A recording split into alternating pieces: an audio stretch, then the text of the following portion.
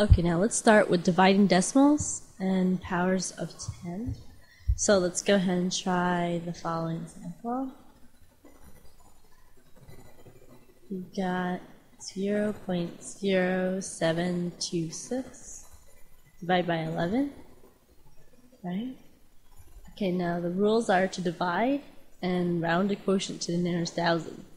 Check that your answer is reasonable. Okay, now go ahead and rewrite the number so that way you don't have to pay attention to the decimal point. So you can just go ahead and write it like this, if that helps. And then you can divide and then replace the decimal back later. So first things first, you ask yourself, does 11 go into 7? No, it doesn't. So go to the next number. Does 11 go into 72? Yes, it does. It goes in 6 times. 6 times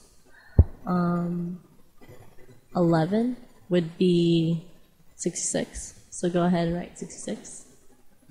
Subtract that.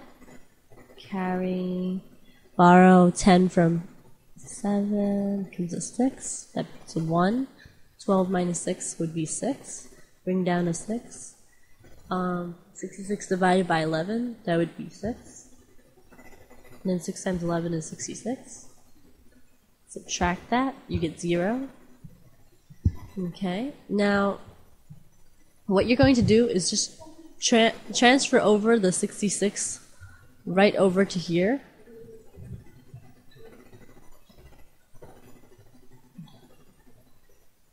Right? And then replace back the decimal place. And then wherever you have missing places, just go ahead and fill them with zeros.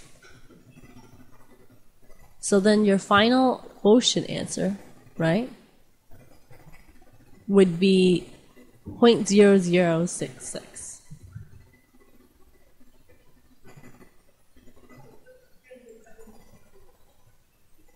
So you can go ahead and just divide it without decimals, or you can go ahead and try to do it, right, with the whole entire decimal. I don't know which one you feel more comfortable with.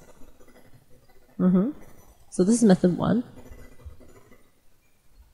Method 1. And this is method 2. So method 1 is like, you just ignore the decimal and then worry about it at the very end, right?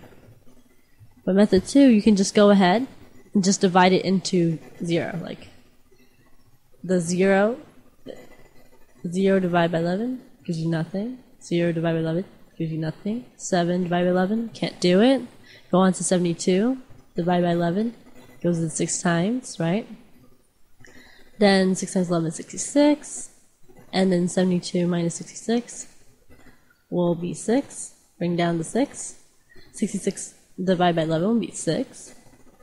And 6 times 11, 66, subtract 0. And then just go back and place over the 0. And don't forget your decimal, right? So basically in both methods you get the same answer, but it's how comfortable that you are with the decimal places. See, I recommend the method 2, right? Because that way you won't forget about the decimal. With method 1, it works if you write very neatly and then you just place back your decimal place. Okay?